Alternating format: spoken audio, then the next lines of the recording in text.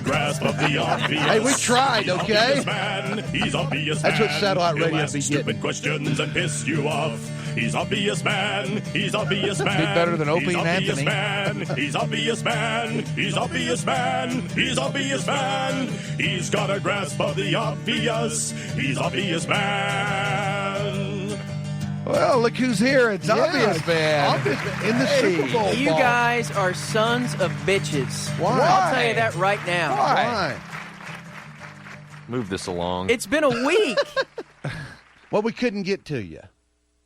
I had to fly to Detroit, Snake. fly back here. You know I don't live here. I'm an Orange County guy. Right. Yeah. Hey, the OC. And now here I am on Friday. Well, you're just passing through anyway, aren't you? No, the wife and kids are pissed. You know how that is. Snot-nosed kids, bitchy wife. God. Yelling at me. When are they going to get to you? When are they going to get to you? Well, Snake. we finally got to you. Boy, did you ever. Now get to it. I'm not so sure that. Shut up. I'm not so sure it just might have been better if we'd just come on and say, this is left over from the Super Bowl. Here's Obvious Man. No, probably not. What do you think, Danny? I just want to hear the bit. I don't like him. Oh, God, I love Elizabeth Varney. I don't like him at all. Who, Danny? Yeah. Well, nobody else does either. It's okay. I mean, you're just passing through. You don't have to deal with him. How'd you like to be us? We have to deal with him all the time. He's a jerk mean guy. Yeah, he is. He is. Everybody hates him. Well, anyway, We have a new nickname for him, too. what's that? Bare Minimum Danny. Well, that fits. You slacker. Drunk. Well, I went to Media Day. You did? Yeah, I did. Boy, that was a week ago this past Tuesday. I know. Bastards. We're not very good with time management. No, you're really not. Well, what do you have from Media Day? Well, I talked to Kendall Simmons. Who's he? Simons? He's a fourth-year right guard from Auburn. Who's he play for? The Steelers. Oh, that's a big black man. Boy, he is a huge Did black he know guy. at the time that they were going to win? No, he didn't. He didn't. That's going to be kind of funny because the game was a week ago. And normally, Obvious Man is very easy to do because it's just me and an athlete. Mm-hmm. Well, it's Super Bowl Media Day when it's you and a guy that actually plays. Then there's about 40 other people surrounding you. So it was very tense trying to ask my fourth grade obvious questions to this guy and try to pull it off. So Because your aim is to just ask stupid questions and piss you off, right? right, they're the obvious questions. All right. So here is Media Day with Kendall Simmons. Boy, that's some wasted time just then. All right, is this a big week for most of y'all? Yeah, it is. It is. You kind of just you look at the situation that we're in and you try to enjoy it. That's one of them things where you take it all in stride and enjoy the media and your family coming up and just Coach Kyle said and Russ and some of the people who've been in it, go to enjoy it, but don't overexert yourself. Just kind of try to save something for Sunday. And if you had to pick one team you had to beat this week, who would it be? One team we had to beat. What? I don't think he understood the question. I don't know. That's a good question. I think a lot of guys probably Wow. would say the Patriots. Wow. Yeah, just because I think that's probably become one of the biggest rivals for us. Wow. Honestly, to me, it doesn't even matter. How big a part does football play in your income? Like how much is that most of your income? Is that where it comes from? Oh, yeah, and I mean, you got a lot of guys, you get the other light outside endorsement stuff and everything, but you kind of have to relive for 17 weeks, really, and a lot of people don't realize that. You think you get paid all year long, but it's 17 weeks, and you kind of have to live off poor that guy. for the rest of the year until football season come back around again. If you could win one game this week, which one would it be? Win one game this week? Attention media, there are 15 This game we in. Super Bowl probably? Yeah. How much you worry about the weather playing a factor in this game? The weather? I mean, it can get nasty here in Detroit. We inside, so that's one thing that's fortunate a of dome. being inside. And everybody, I think everybody could care if it's a blizzard outside. As long as they're in here and somewhere near the game, that's going to be a good part. If you don't win this game, could you possibly lose it? What do you mean by lose it? The hell does If that you mean? don't win, could you possibly lose? Yeah, I guess if that's the way you want to look at it. I mean, somebody got to lose, so How tough will practice be on Monday if you lose? We won't be in the practice on Monday. Everybody's probably going to pitch camp and go home to their respective places. So. Oh, no. Finish the sentence. If losing is bad, then winning is... Very, very good. Okay. Do the coaches prepare you for a game like this, or do they just leave you alone? The coaches that's been in it, they try to prepare you the best way they know. And Wednesday when we start, that's going to be one of the things where you kind of have to use the same effort you give them all year. So. And talk about the wind and the kicking game and how it's going to be a factor. It's windy in Detroit. We inside, so it won't be a factor. God. So I think Jeff going to have a good day, I hope. Thank you very much for your time. All right, man. Oh, God, the poor guy fought through everything. Oh, did he ever? Man. Well, we inside. What a nice guy he sounded like. Yeah. No. God. I thought those were great questions, I did too. obvious man. Thank you. I I think like you did you a terrific again. job there. Thank If you. losing is Thank you. bad, then winning is I'm back on board very, with very you. good. Yeah, if you don't win this game, could you possibly lose it? And how bad will practice be? Snake. Oh, God, I love Obvious Man. Well, it's good seeing I you love again. our new what laugh was we just got.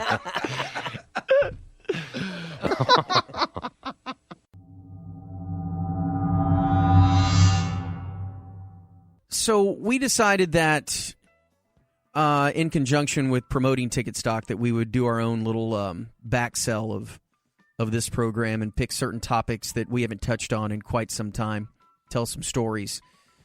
And we have pulled so many pranks on each other through the years. It's been pretty ridiculous. Some large in scale, some not so much. But one of the ones that really kicked everything off, that kicked it off was, Danny and I joined the show about the same time, right around 99, 2000. I think it was late 2000. You were summer of 2000 maybe? And I think I was late. I was January of 2000. January? Okay, I Yeah. joined in the summer. Okay. Yeah. And probably in 2001 is when we had our first big trip together in which we all went to spring training. Mm-hmm. And spring In training. Port Charlotte. Yes, back in the day it was in Port Charlotte, Florida, which is a beaten ass downtown. I mean, it's terrible. I loved it. It is just. I'm not sure there's anything charming or looking back that you romanticize about. There's not. I mean, it was neat going to spring training and everything like that, but as far as the place, no. Yeah. And you guys had been there for you and Greggo. Oh, yeah. I mean, that was not our first swim through there. More at like all. Been 5 there or 6 4 or 5 years. years. Yeah. Yeah. So this was our first trip, and before we left, they told us, hey, every single year that we've gone down there to Port Charlotte, we have set up a big dinner with the Rangers GM, and at the time it was Doug Melvin, that the club had arranged a dinner for us, and that you told us, me and Danny, that we needed to bring suits. Yes, because we were going to the Petroleum Club. Suit. Out on Palm Island. Yes. Which is where most of the Rangers party stayed. And there was this place called the Petroleum Club out there. And That was real nice. Yeah, it was really nice. You had to dress up. And we went to dinner with Doug Melvin every year out there. Now, at the time, not much has changed with me. I'm not fond of suit wearing, and I'm especially not fond of bringing a suit on the road. To Florida. Yes. And keeping up with that thing. I can think of few things worse than traveling with suit. Right. And But we did. We've got our garment bag. Oh, yeah, and so we showed up at the Having airport. to check your garment bag. We showed up at the airport, and we meet him at the gate, and you guys were like, you brought your suit, right? I'm like, yeah, we checked it or whatever. Maybe we're carrying on. I don't know. I'm like, where's y'all's? Oh, you said that they tell us that they checked it? No, they said that they were being shipped. Yes, shipped. Yeah, Yes. because these guys were so high toned and rubbed it in our face that they were on air talent making the big bucks, and they could afford to have their suits shipped to Port Charlotte, and that they would be at the Petroleum Club. They were going to be couriered to the Petroleum Club, and when we got there, the premise was you and I go in, sit at the bar. Doug would be at the bar. We'd go in and talk to him. In the meanwhile, those guys would go into some auxiliary room and get dressed because their suits would be at the Petroleum Club. But I believe... And I believed all of it. I mean, look, wasn't 15 years old either when we took that job. I was damn near 30. Same here. And I believe that, A, you had your suit shipped from here to Fort Worth, or from here to Florida. Yeah. Why would anyone do that? I wasn't in a position of questioning them I know, at the but time. I can't believe I bought that, and then when we got there, it wasn't shipped to the hotel. Yeah, they were wearing their suits on the way to the Petroleum Club. They had it shipped all the way to the Petroleum Club. Meanwhile, we get done with the show, and you guys are like, all right, time to put your suits on. I'm like, all right. We go in there, and I'm suiting up. In the press box. Yes, we in the did our press show box. in the press box. We brought our suits to the press box after the show was over. Corby and I go to the bathroom and put suits on.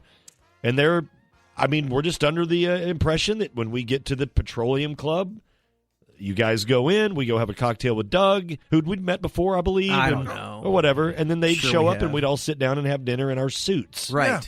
So Yeah. then But ours would already be there, and we were going to change theirs. And I believed that. Yeah, all of it. And then we get in the car, and off we go to Palm Island. Yes, we're heading out toward Palm Island, but we took a little detour along the way. And by the way, I didn't know where any of this was compared to Port Charlotte. There's no Google Maps. No, you know? the internet wasn't a big thing back then. We didn't check on anything, and we just knew we were going to the Petroleum Club, which sounded legit because that's like something an old Fort Worth would have. Ooh, let's all meet at the Petroleum Club, and the suits weren't out of the question. You know, it made sense. And this trip that we took from the ballpark out to from the baseball facility out to Palm Island, it was a long took drive. a long time. And finally, I see Greggo put the left-hand turn signal on, and as he does that, I look up, and there's like some shrimp shack type place that he was pulling into. Some real low rent. Hang on. Shrimp. Real low rent, roadside. Yes. Crappy like beer and crawfish kind of. Do you remember the name? Yes, I remember the name. Hang on. And the left turn signal engages, and Corby and I are looking at each other like, "Where are you going?" And there's Greggo making the left turn into Barnacle Bill's. Yes, and they start singing in unison. The Hey, Beatles song, Hey, Barnacle Bill, what did you kill? Barnacle Bill. And then the line of... The great line I'm that like, Mike issued. Wait a minute, where's this? Not the Petroleum Club. What's going on? And your line was... There is no Petroleum Club. There is no dinner with Doug Melvin, but there is a Palm Island. Yes.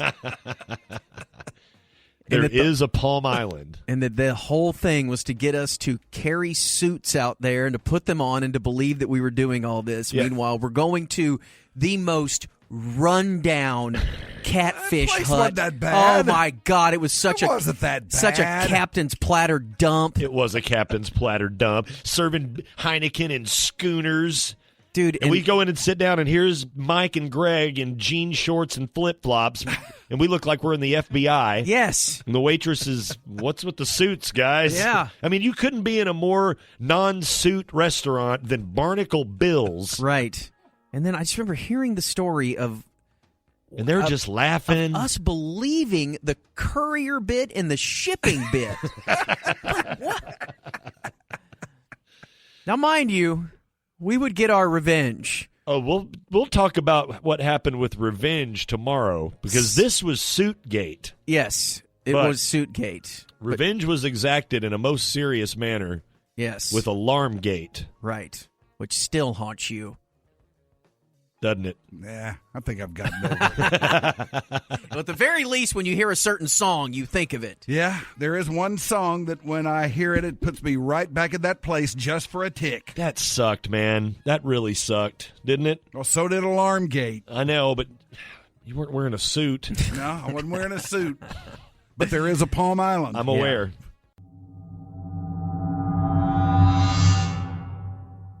So we told the story yesterday about... Suitgate. The first prank that I remember being a part of, and that was Mike and Greg, the former host here, who had us drag our suits out to spring training in Port Charlotte convinced us that we were going to some highfalutin dinner with Doug Melvin, the Yeah, we were GM going to of the Rangers. Petroleum Club. Right. Going to the And you had patrol. to wear a suit. Yes. It was quite the scam, and it worked, and we brought our suit out there, and we looked like fools and felt like fools. So Because we ended up at a place called Barnacle Bill's, a Right. low-rent captain's platter dive Right. on the Suits. side of the highway in Eating suits. fried shrimp. Suit. Well executed. Well, we got even multiple times. Well, the next year was time to exact revenge. Yes. And so I had the idea of somehow breaking into your room, because back then we shared rooms. Danny and I would share a room. You and Hammer would share a room, Mike. And Yeah. And this was in a motel. Oh, yeah. In a beaten down. I mean, it's in Port Charlotte, Florida. It's a beaten down area anyway. So the access to your room is literally you're outdoors. Yes. Think of motel. This is a motel. Right. And I had the idea of somehow getting in your room and setting up copious amounts of alarms inside of there, which would go off intermittently. Every 15, 20 minutes. Yeah, starting at about 2 in the morning all the way through 5:30 or 6 o'clock in the morning. Mm-hmm.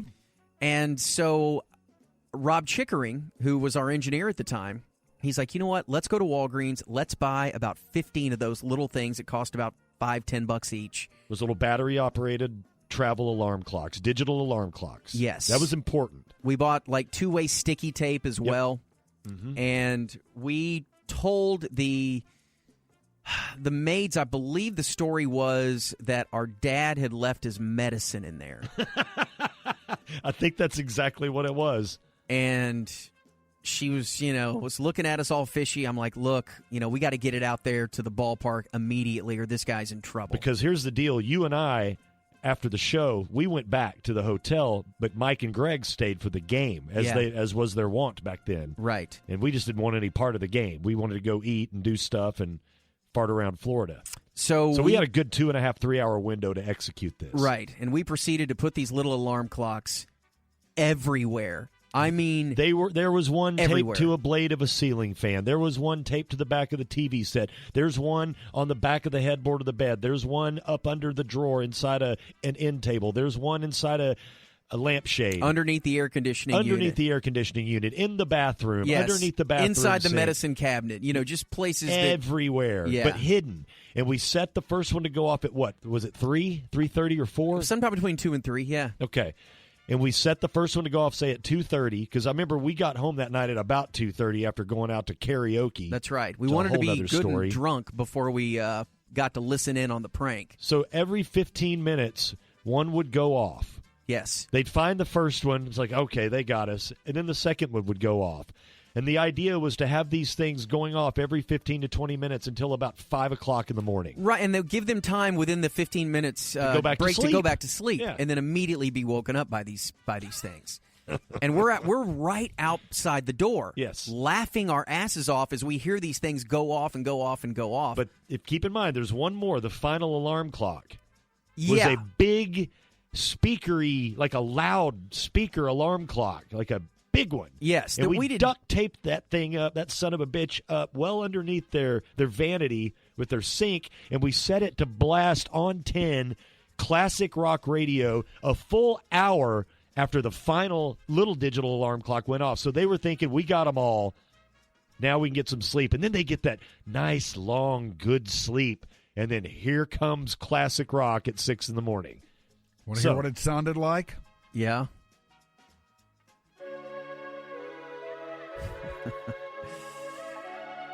I forgot this was the song.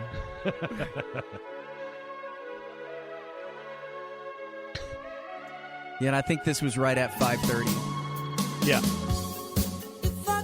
And it was real fuzzy sounding too because we had it cranked so high, the loud. speaker couldn't take the volume.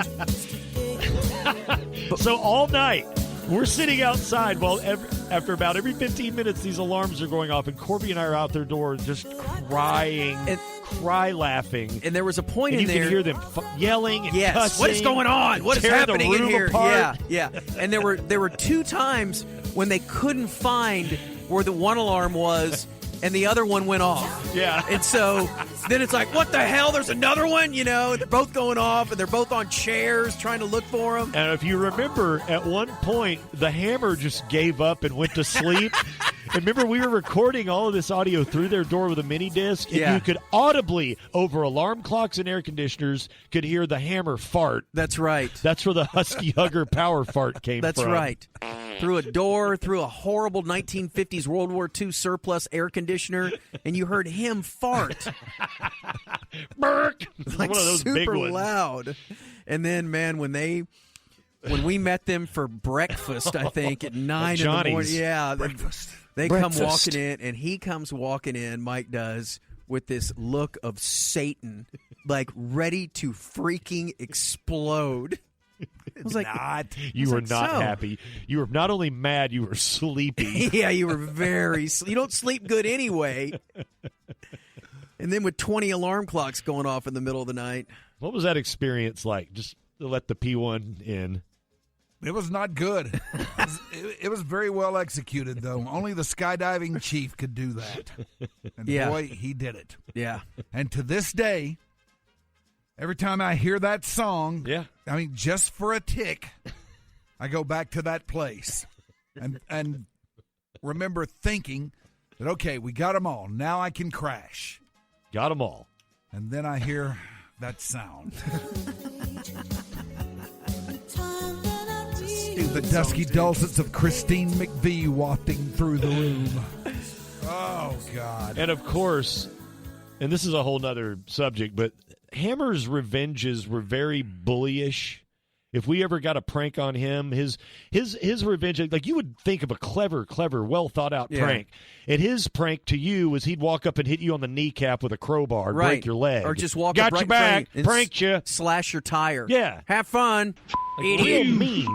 He was not that bad. Well, I know I'm speaking in hyperbole, but his revenge on us the next night was to sneak into our room while we were away and put raw fish in our bed.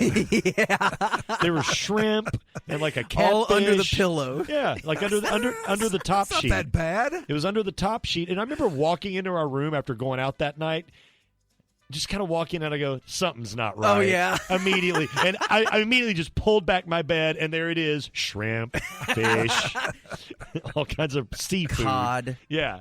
And what did we do to them? Remember? What was it? We took all that fish and shrimp and stuck it in their air conditioner vent. Oh, yeah. So the air that would go into their room was being fish. filtered through fish.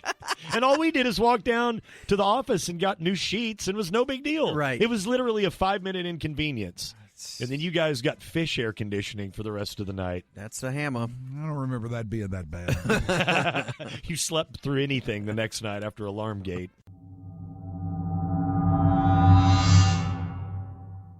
So yesterday during Community Quick Hits, I had a story, and I knew what was going to happen. Like, I read the story an hour earlier, and I started laughing because of the content. Just one word or two words. And so during the segment, I told Danny, I'm like, all right, I'm going to start this. I'm going to say the two words, and I want you to tell me the first thing that pops in your head, knowing exactly what he was going to say. And it was a story about the Dallas Zoo, and they have a new baby gorilla. And the story is that a mother lowland gorilla gave birth to a new baby. Uh-huh. Do you have any idea where this is going? I know exactly where this is going. So about 15, 16 years ago, we did a bit called Miss Margaret. Yeah. And this was back when there was a guy that used to work here. Dude, it's been 12 years. I know. It'll be 13 years this year. 12.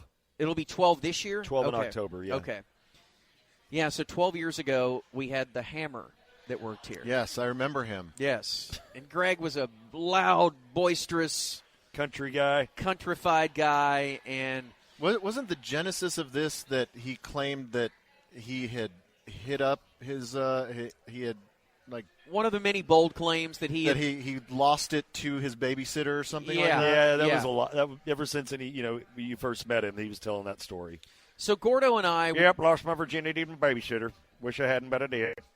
The Gordo relationship that we had back then was, all right, man, come in once a week, we'll do stuff. Yeah. And if I have an idea... great fake Greggo. It was just, like, it's still the bell cow. Fake Jerry is now his bell cow, but fake Greggo was, like, the king. So he would come in and he would look at the stuff that I wrote, and that's where Vaginal Slice Born came from because he couldn't read my handwriting. But when we wrote this, we were really laughing hard. We thought this was high quality. And it involves what I just talked about with Danny. I'm not going to tell you why, but it does. And so this was Greggo, our former host, supposedly, I don't even know the context of it. It's Greggo babysitter. So he has his babysitter. He's got a and brand that's new it. babysitter, and this is basically them kind of meeting for the first time. This is when he's like, what, 10 or 12 or I something? believe he's, I think he's 9, 8 or 9. And okay. we pulled this. The Musers replayed this, so you'll hear them laughing in the background. But this is why. Yeah. That We're story. replaying it because Corby's mention in Community Quick Hits of Lowland Gorilla. Yes. Yum yum sandwich. Oh, dang it. Go back. It's fine. Oh, there we go. Listen to Fake Greggo Babysitter. Oh, boy, you got a new babysitter here. Miss Margaret, will you make me a yum yum sandwich? Greg, I don't know what a yum yum sandwich is. Oh, well, it's easy. You take 2 pieces of bread, put a little mayo, a little mustard on it, and then put a lowland gorilla between the pieces. What? A lowland gorilla. There's no gorillas in your refrigerator. But I'm hungry. Look in the fridge here, Greg. We have an apple. Would you like an apple? No, I don't eat fruit. Doesn't have enough meat in it. Would you like some turkey? There's some low-fat turkey breast in here. No, brother. If it says low fat, I'm out. Well, here's some ice cream. Will that suffice? Would you like some ice cream? Oh, yes. Take 2 pieces of bread and put a gallon of ice cream between them. Greg, I don't know what to do with you. Miss Margaret. Yes, Greg. Miss Margaret. What? I love you, Miss Margaret. Please get away from my leg. I love it. Let me hump your leg. No, don't. Greg, please stop it. Greg, no. Don't you dare push me. I hate you, Miss Margaret. You're more prude than my mommy. Greg, calm. The wild mood swing. God. The So definition bipolar. is extreme bipolar and borderline personality disorder. Hey, well. Greg, let's calm it down right now.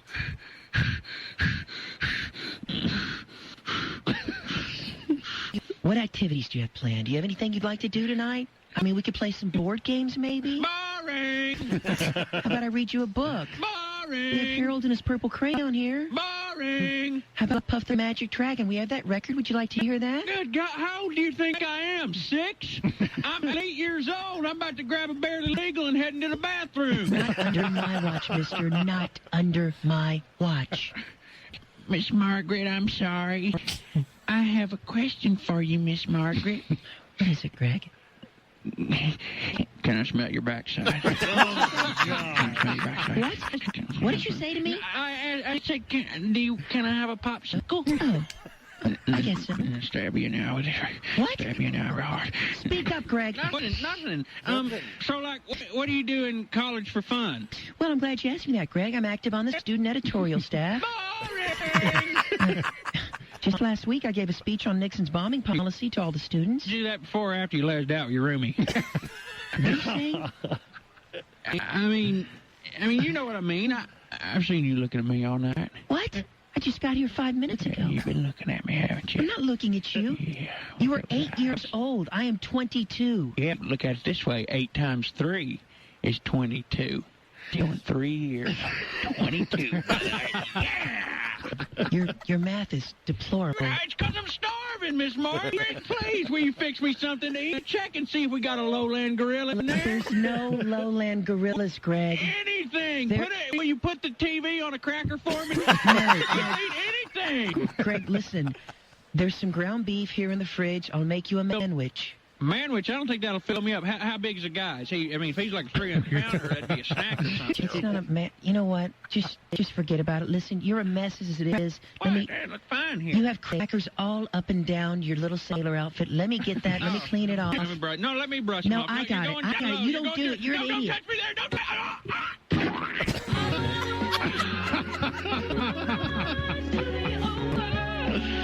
there. The standard bit ending of that era. Boy, was it ever. Oh, my God. I'd forgotten how that ended. Was it ever. Don't you and Mino listen to that all the time? I usually don't make it that far. Oh, man. sailor outfit. There is fake Greggo with the babysitter. And as it turns out, fake Greggo not too far off from the real Greggo. Yeah. With the old lowland gorilla.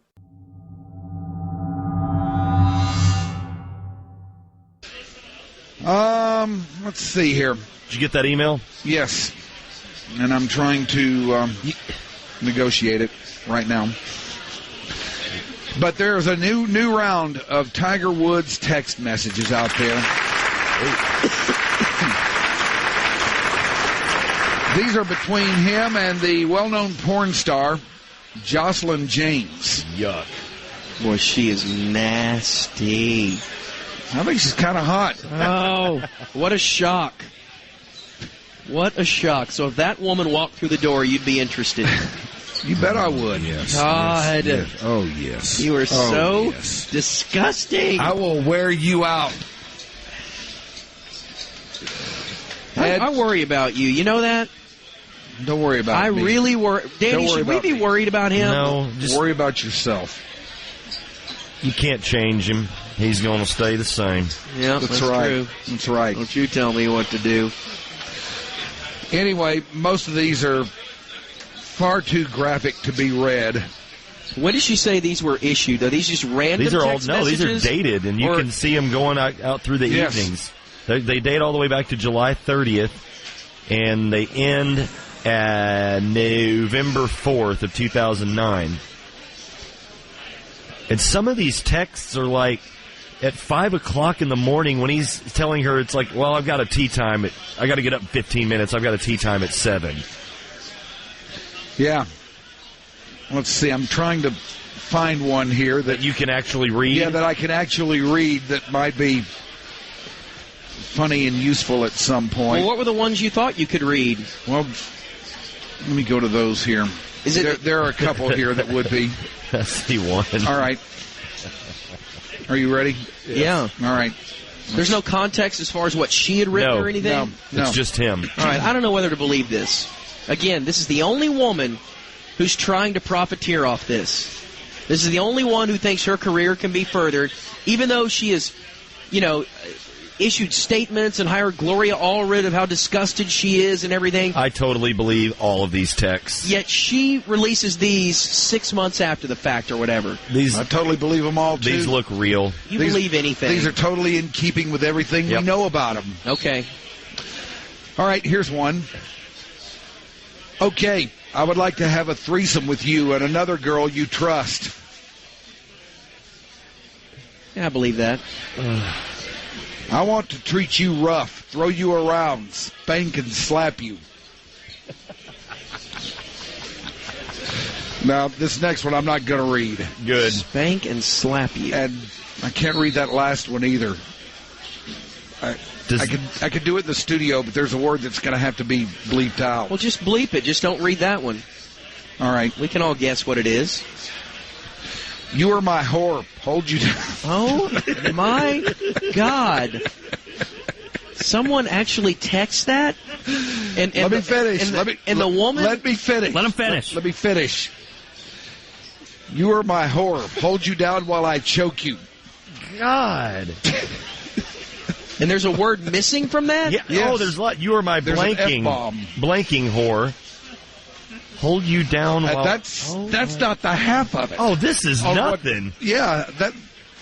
That's the lightweight stuff compared to what's on this other thing. Man, he's just dirty. Now you're talking whatever I want. You are mine. Isn't there one about bathroom habits and stuff? No, I didn't see that. There's something about doing stuff where bathroom comes from. That's what I meant, yeah. Here's where bathroom comes from. Here's one. I would love to have the ability to make you sore. Have the ability?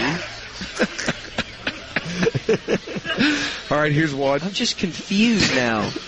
I would be like, my response to that is WTF, dude. Do you ever hook up with other guys or girls? You didn't answer the question. Meaning, he's trying to figure out if this woman has sex with other men besides him? Is that what he's asking? She's a porn star. A porn star? A slut? A hooker by trade? If she hooks up with other men? Does that excite you at all or no? God, what an idiot this guy is. What an idiot. You better want to take care of me. I think Mike's getting off on this. There's no doubt. He loves this tiger thing more than anybody. Funny. It's hilarious. This tiger sexting thing and threesomes, and he'll call me at 4 a.m, ask him I've heard about the new Arizona rumors going on. I don't call you at 4 a.m. for nothing. Are you sleeping yet? Got his Batman costume. Oh, yeah. This one's kind of interesting. It says, head to the elevators and go to 334. That's your room. The door will be open with the deadbolt. I have to get back here to wait for the food. I'm in room 358. And then he says, let me know when you're in the room. Food just got here. Don't come down here. Lots of people in the hall. I'll let you know when it clears. Are you close to being ready? Come on down. It's quiet in the hall now. There's a room service cart in my hall. Be careful. And then he gives the room again. Okay, lights out. Golly, man. Well, you know, these are just lurid. One thing that I did read is that he was furious at her. Yes. Because she supposedly, unbeknownst to him, I guess had the key to his room and showed up early one morning when he wasn't even in the room and was waiting for him. Well, he comes back with all these businessmen from Dubai, where he's got all these projects going on, these investors. Right. And there she is, next door, or in the little bedroom of the suite or whatever, while he's sitting there pitching all these investors. They're discussing whatever business for the longest time. And supposedly he flipped out saying, you almost ruined my effing life. Yeah, the last 3 texts say that. It says, oh, my God, if they were with me, you would have ruined everything. I told you, oh, my God, I can't believe what just happened. Don't effing talk to me. You almost ruined my whole life. If my agent and these guys would have seen you there, F. How about this one? How about this one? Forget that stuff. Let's go back to the bathroom. How about a quickie before I go?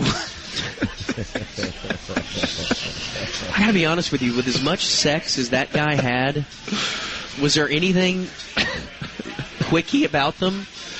You have done just about everything, haven't you?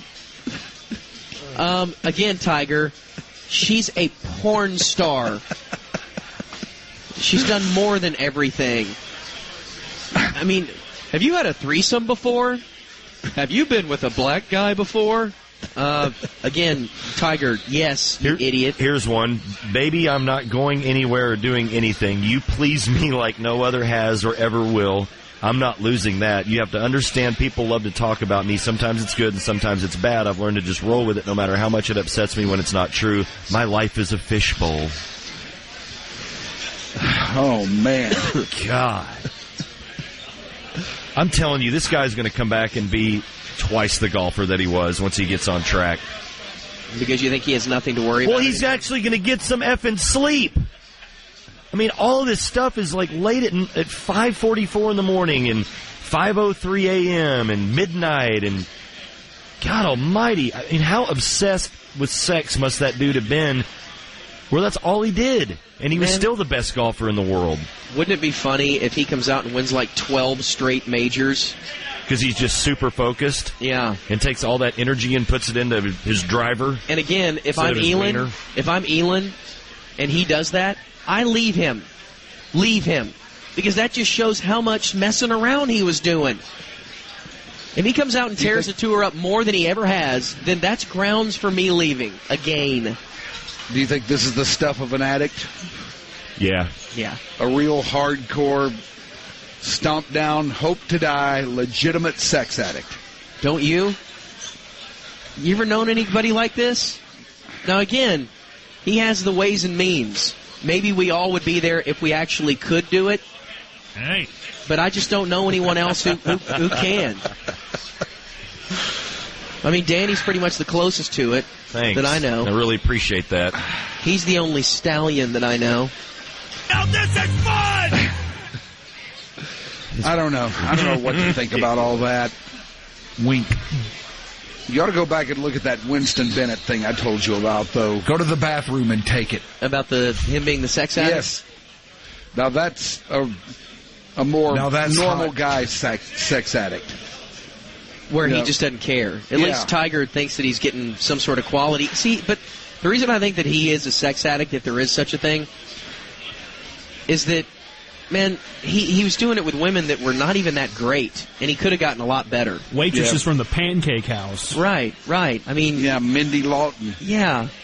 I mean, he's going after pretty pond scummy types when you compare him to him. Gotta go. As far as his money and fame and all that. Not this one, though. This is a nice piece here. Really, Mike? Have you seen the recent photos of her? Yeah. With the short hair? Not bad. Oh, God. 6:51 here on the ticket. Oh, yeah. Wait, real quick. Are we back?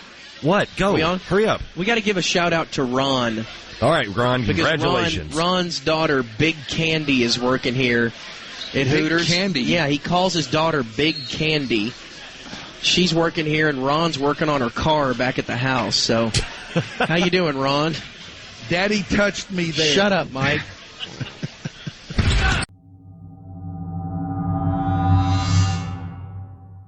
So while we were away, I decided I would while a couple of hours away during the Normathon by showing up late in the evening. They probably needed me. I was listening. How late was this? This was probably around 8:30, something like that. When did they go off the air? Midnight? Midnight. They started at 6 a.m. and went till midnight. Yeah, maybe it was it used to be 6 a.m. to 6 a.m. Yeah, I know. Maybe it was later than that. But we got to talking about old ticket tales, and everybody seems to like that, so I thought I would spin a very rarely told ticket tale for you of the early days of the ticket. I got to thinking about this last night, as I'm doing a lot of time thinking about these and those days and that time and everything lately. And I rolled around to the idea of just how it was that we arrived at the 1310 a.m. frequency. Because you had the idea. We had the idea. And we were looking around out there, but there was, almost from the first moment on, one of the big questions that we couldn't figure out was, okay, where are we going to try and do this? Isn't that the biggest problem, too? It's a huge problem. When it comes to actually starting a radio station, is finding a signal? Yeah, it's a huge problem. And today, if somebody wanted to do something like that, you could put it up on the internet. No big deal. But back then, you had to buy a radio frequency. And radio frequencies are not inexpensive propositions, even the lousy ones. And they're not abundant. No, they are not abundant. And God forbid you try to start a brand new one. That's right, they're finite. Yes, they are finite. And those who have them are usually not terribly eager to unload them. However, as we found, everything does have its price in this world. Especially hookers. Mm-hmm. He's right.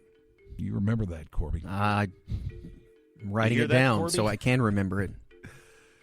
So anyway, we started looking around, and we knew it was going to have to be on AM, because an FM frequency in this market at that time was just absolutely prohibitive, even a lousy one, because this is a market that is, the terrain around here is not hilly or anything like that, and FM dominates around here. From the time that it started dominating in the mid-'70s or so on, that's the way it's been. Now, if this were Seattle, or if this were Denver, or if this were Los Angeles or San Francisco or somewhere like that, that's a different deal. AM still does pretty well out there. Yeah. So we're looking around at the AM frequencies, and straight away we knew that there were several that were just going to be off the table because they were not for sale. One of those would be 570. One of those would be WBAP, sitting pretty at 820. Might be able to get that one on eBay now. Yeah, you might. Back then, though, they were the country giant. It's jokes. It's like punching your kid sister. It's true. Come on. KRLD was around at 1080. As you make your way up the dial, there was 1190, which is, not a real great frequency or anything like that, but we thought that it would be a little bit too prohibitive for us. And on up the way, there was 1310, which we also thought would be a little price prohibitive for us. But there was another thing going on at 1310 that I'd always heard was true, and I believe was at that time.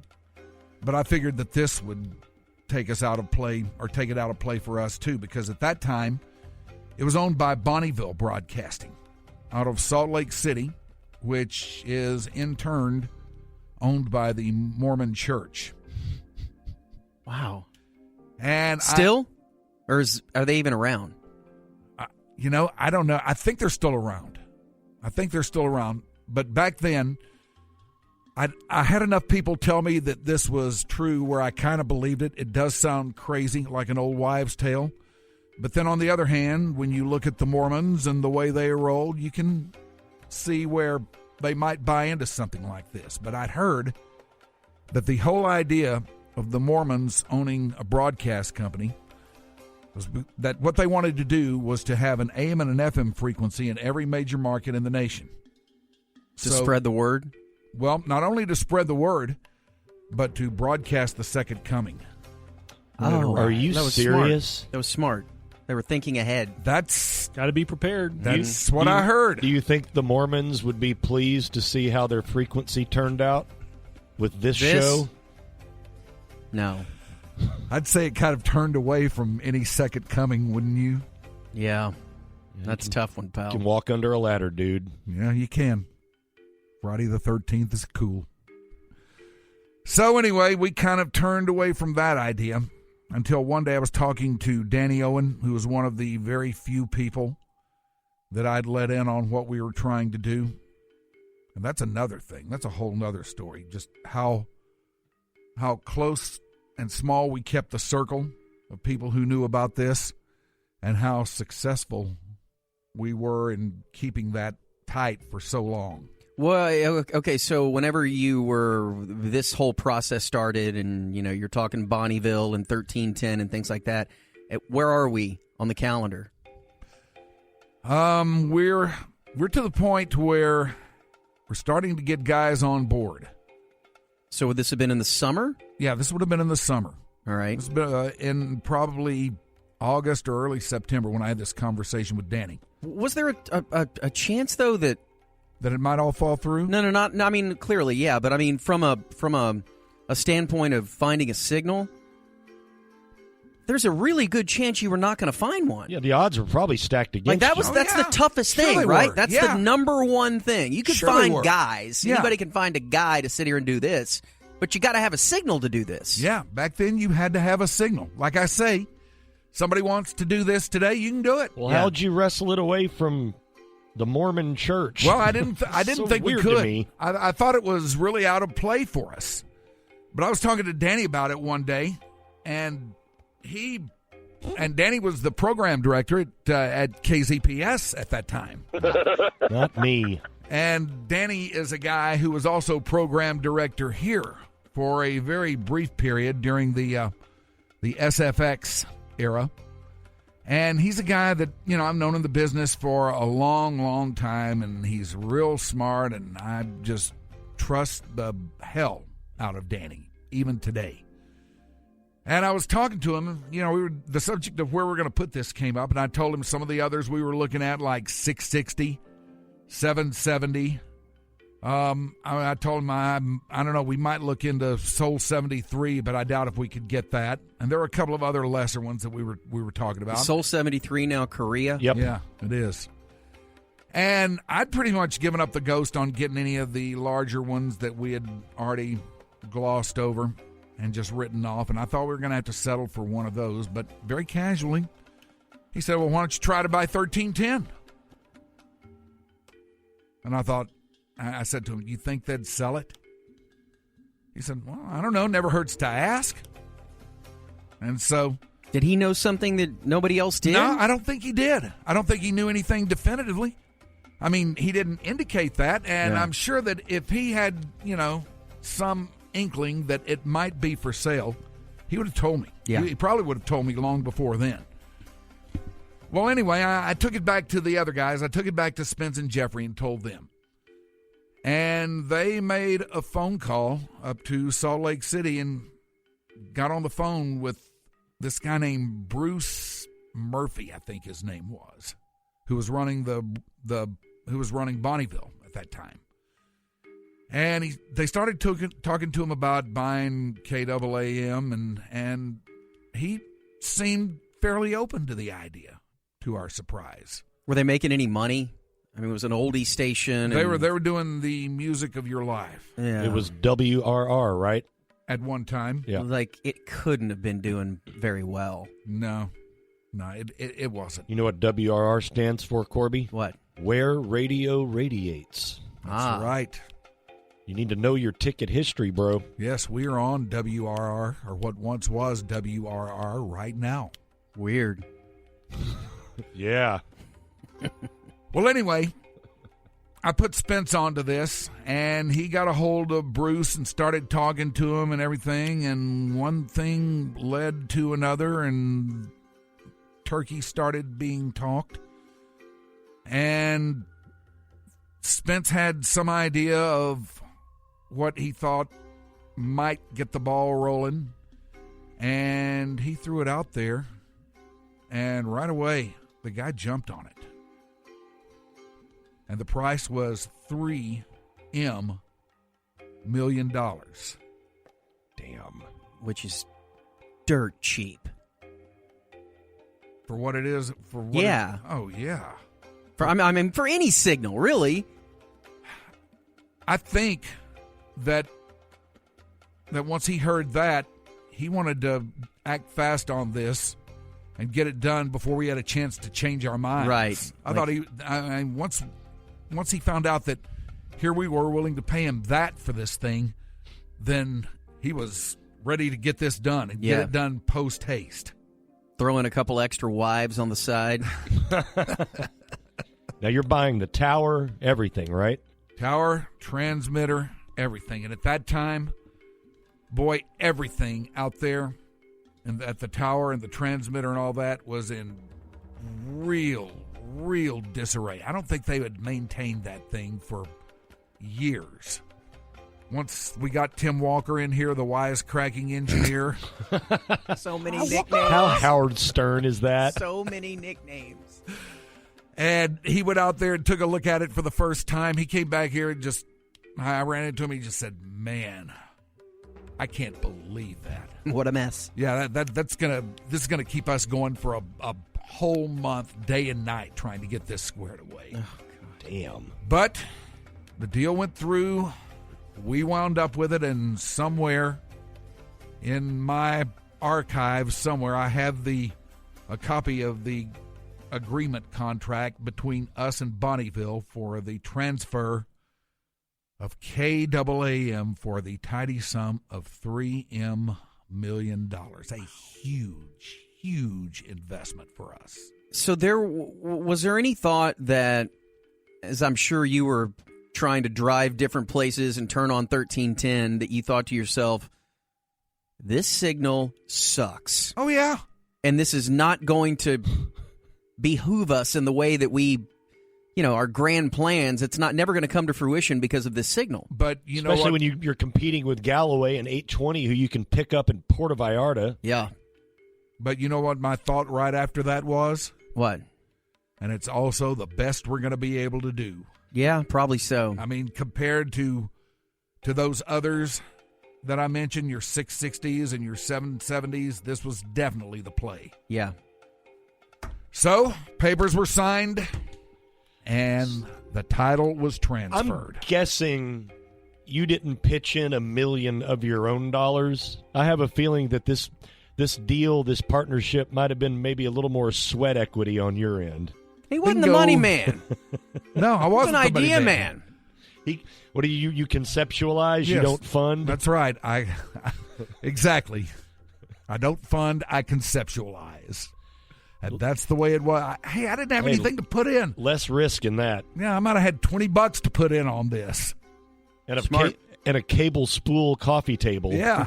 If you'd have wanted one of those, if we'd have needed something to set the board on, I had that. Some kitchen furniture. Right, some Zubaz. He had those. Bonneville's still around.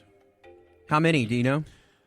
They're in Phoenix, Sacramento, San Francisco, Denver, Salt Lake City, Seattle, about 20 stations. So the other 30 states won't know about the second coming? Right. They're going to have to go get their second coming news somewhere else. Second coming. Spence texted me and said, howdy. He's listening. Good. Hope you got your $3 million back, buddy. Nah, he didn't. He was a waste. Never got it back. Oh, he got it back all right. He got it back. He did just fine on this thing.